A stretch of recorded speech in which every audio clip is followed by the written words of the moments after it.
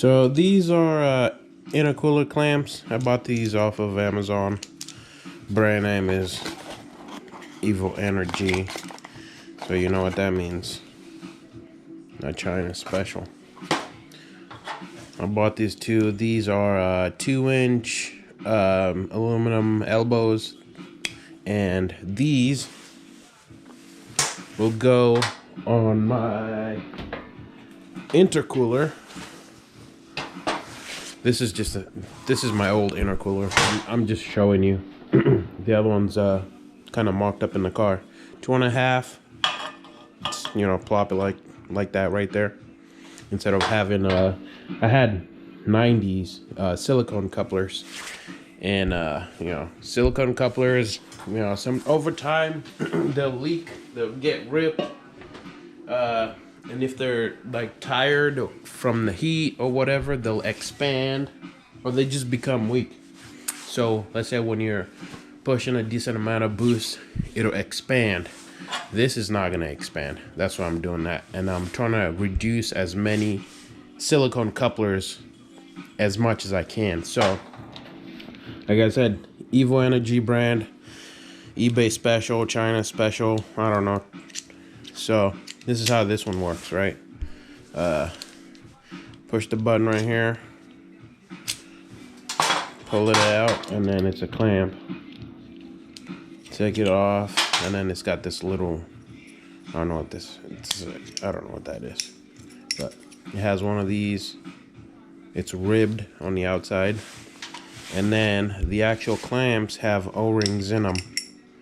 So this slides on there, and then that cuffs it up.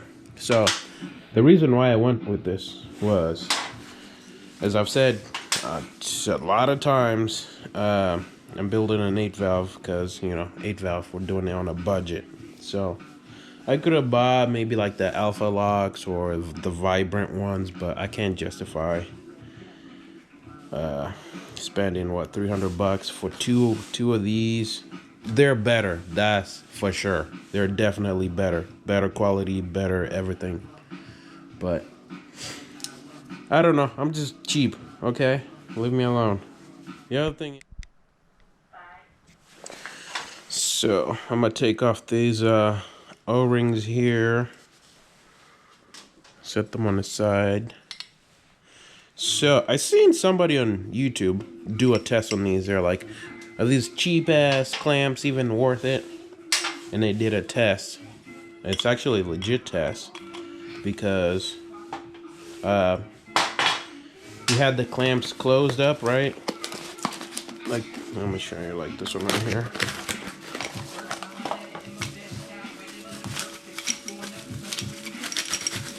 And then he had like an aluminum plate on here and the other side, and then he pressurized it, and they didn't leak until they got up to 60 pounds of boost. That's when he actually started leaking. And I was like, okay. 60 pounds, I'm never gonna run 60 pounds ever. So that's why I decided to go with this. And if it fails, I'm probably just gonna buy a V-band, aluminum V-band, and just use that. So what am I doing right now? I'm about to weld these. Okay.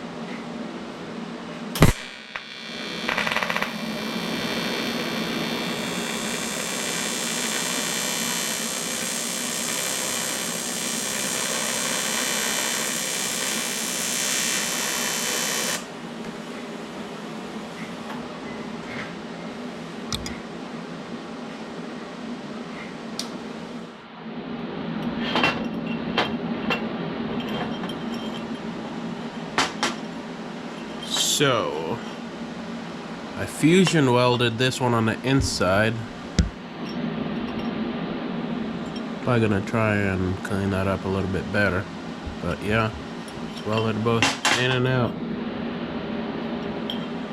I think the welds are okay. Just gotta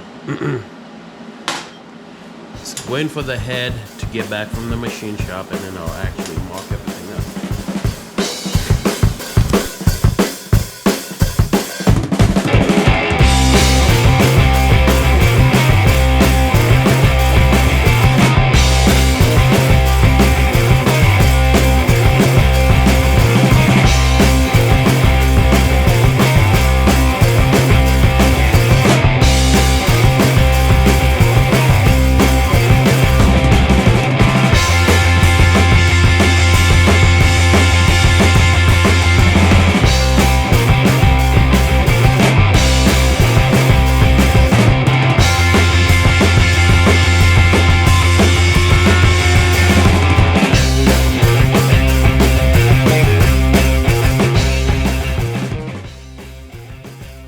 turned out.